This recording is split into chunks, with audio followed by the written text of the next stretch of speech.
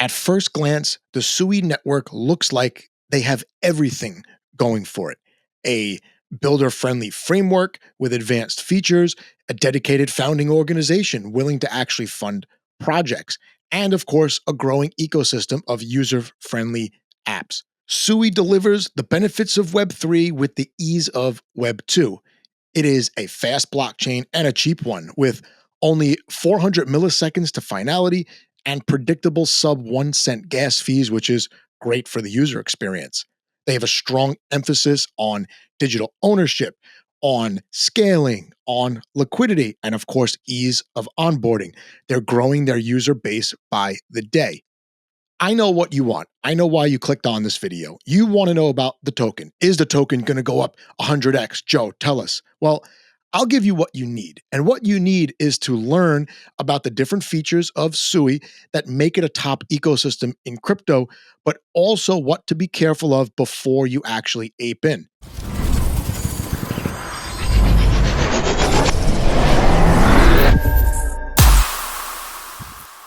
Welcome everybody, Joe here. You're watching Dead Cat Crypto, where the focus is always on you, the end user.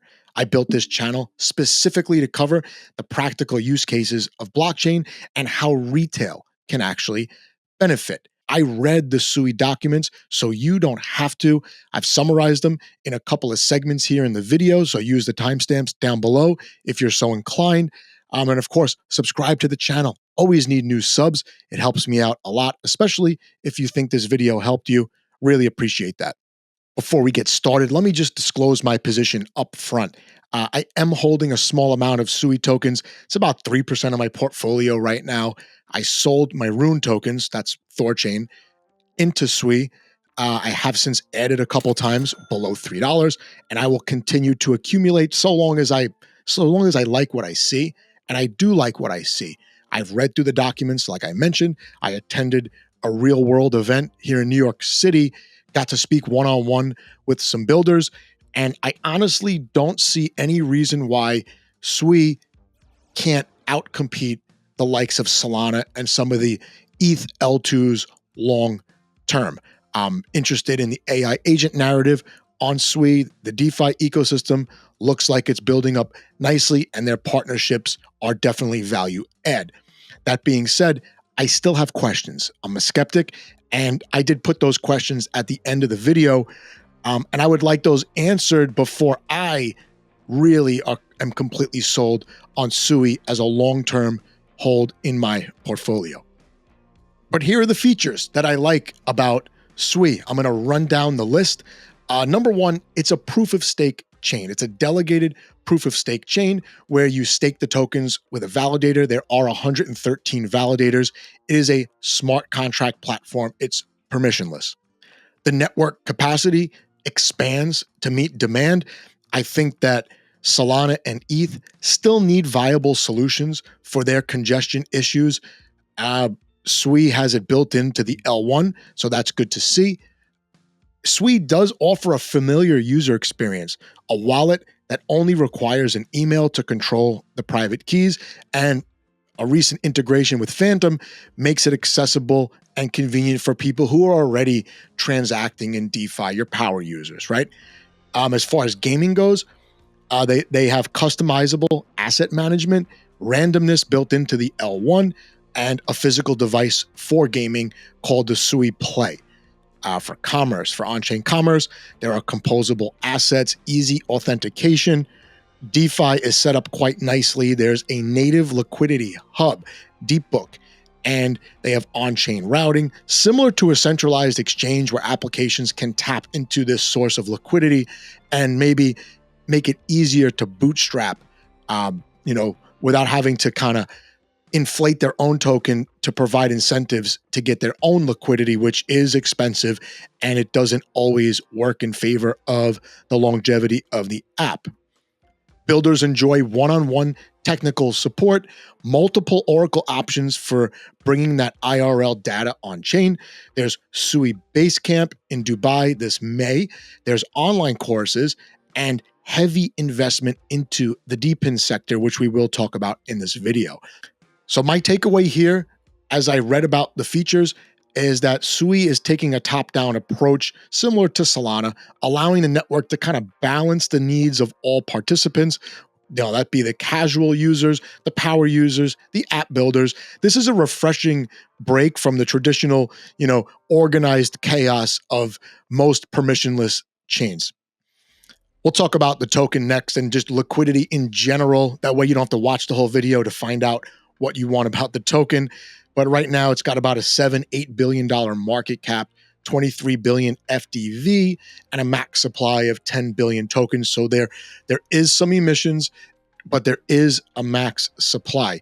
What does a token do? Well, you could stake with it. Like I said, you could vote in governance, you could pay gas, and also it could be a liquidity token or a payment token, throughout the applications on the chain. For their native assets, they have a built-in vesting strategy that builders can take advantage of.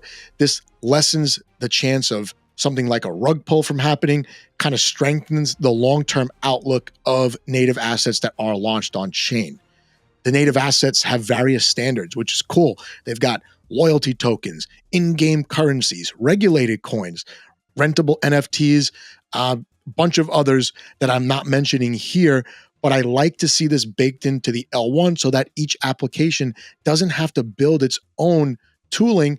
It can just jump right in, release their app, and take advantage of what's already on chain. And applications have done that. There's over $1 billion in TVL, about 1.3 billion. And this is comparable to like an Avalanche, slightly more than Polygon, 600 million in stablecoin liquidity, 4 different major stablecoins. And this is comparable to like a Near or an Aptos. The blockchain is not making a lot of revenue at the base level right now, and they do have that high FDV that I mentioned. You could check their block explorer for other data you want to know about the chain. But the key takeaway here is that they are a growing ecosystem, but the inflation schedule should be monitored carefully. It looks like they have a bunch of unlocks coming over the next 15 months or so, and the fees collected are too low for sustainable revenue. They might have to do something like raise the fees or something like that in order to be a little bit more sustainable long term, but that remains to be seen. I mentioned ease of onboarding. When I first started playing around with SUI, I used a SUI wallet. I sent coins from a centralized exchange. That was really easy. They have centralized exchange liquidity on all the major ones. I just used my email to sign up for the wallet. It really couldn't be easier, and I had my address, sent the tokens right over. You could also bridge in. There's Portal Bridge. There's SUI's own bridge. Some of the applications on SUI have a bridge built in. You just click and you move your tokens over from Solana, or you move them over from one of the ETH L2s. If you've ever used Wormhole, that's another bridge that you can use, and it's compatible with ETH, all the ETH L2s, Solana, Binance, SUI. I mean, those are the major liquidity hubs. So it's pretty easy getting over there. And I did mention that Phantom Wallet, if you're using Phantom Wallet for ETH or Sol, you don't even need to make a new wallet. You just kind of add the SUI network, and you're using the same wallet, the same private keys for all these different chains. As far as builder onboarding, they've got 55 live protocols, which is actually more than Algorand, more than Cardano, and more than Tron, which is interesting because these chains have been around for a while. These were the original ETH killers, and SUI is surpassing them when it comes to building, probably a testament to that top-down approach I mentioned earlier in the video. We are getting closer to the smoothness and familiarity of Web 2. But it's not Web 2, it's Web 3. And DeFi is the killer use case so far for blockchain and Web 3. So we'll go to some of the DeFi apps they've got. Number one, we'll go with lending first. SUI Lend is the first one I'd like you to check out. It's a pretty big lending protocol, 350 million TVL. They are generating a good amount of fees, about 9 million annualized. 6 million of this is revenue. And I'm looking at DeFi Llama. The way they define revenue, revenue is the amount taken from fees that's going into a treasury or being distributed to the token holders, it's included in the annualized fees number. It's not on top of that. So we'll use that going forward. That's Sui Lend. Navi Protocol is another lending app. It's got 312 million in TVL. Token is 35 million market cap. That's pretty similar to Sui Lend. And both tokens have a similar FDV as well. So we're looking at here a lot less in revenue collected, a lot less in fees, I should say. But keep in mind, a lot of these apps are fairly new, so you got to give them some time to bootstrap and get the fee mechanism under control. Looks like they're doing all right, but that's another lending option if you're interested in that. Cetus is their main DEX so far. There's about 130 million in TVL there. They also have their own token, and this DEX is generating about 50 million in fees, annualized 10 million of which is revenue for the protocol. At a glance, it looks like your normal centralized exchange. You could bridge directly from another ecosystem right in the app. They've got Wormhole and Sui Bridge built in. You could do your swaps. You could supply liquidity. There are farms, there are vaults, and even a fiat on-ramp, which is really convenient. I think DEXs, they all need a feature like this, especially if you're trying to be like the Web 2 version of DeFi.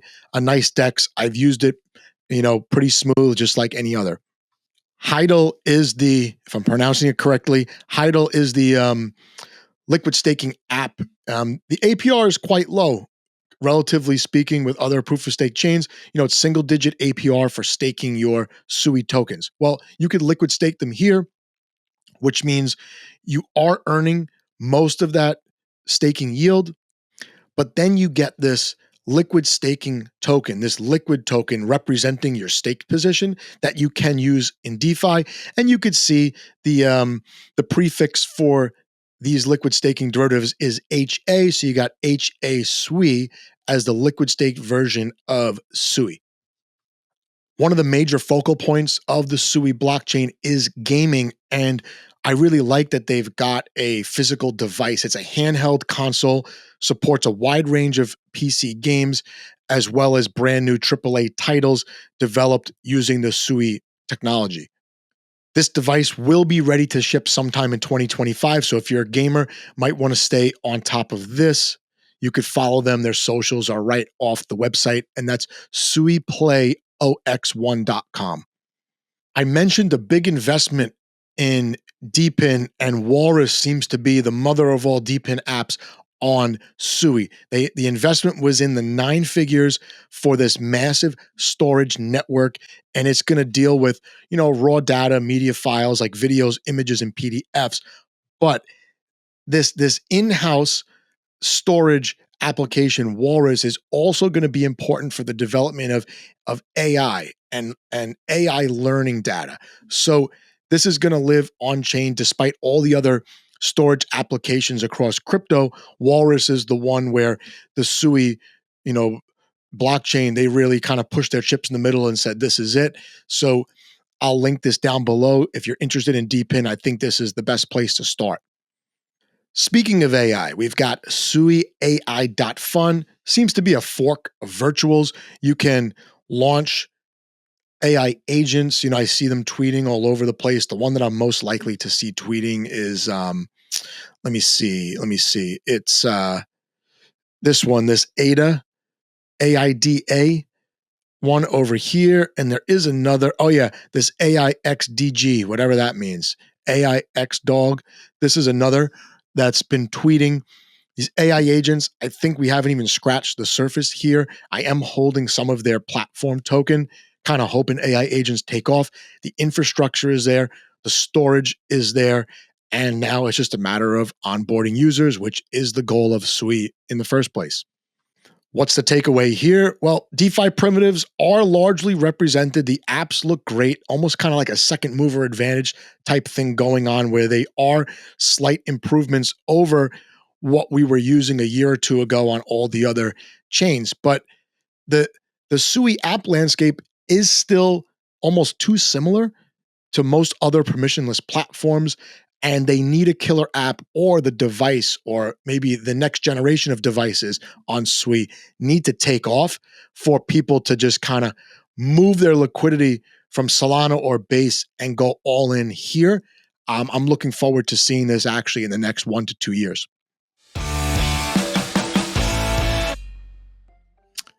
So that's it. That's a quick overview of what's going on Sui. It took me like maybe 2-3 hours to read through the documents and come up with this video for you.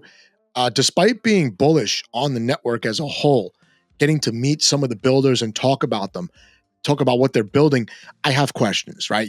I don't just blindly throw money at these different tokens. So one of the things that I saw in the documents that's interesting and needs more explanation is that they say everything is an object and therefore everything is an NFT. So this is direct quote from the documents. How does this actually affect the user experience? Is it realistic to have every single thing an NFT, even fungible tokens or NFTs, right? So what does this do for the user? Do the users even need to know about this? I'm not really sure, but that is kind of interesting. Maybe it gives them some kind of edge over other chains from a tech standpoint, but I would like to see this further explained. Also related to this objects, like the Sui network, they favor objects over accounts. And I'm guessing most other permissionless DeFi smart contract platforms use a kind of an account model. Well, what are the trade-offs here?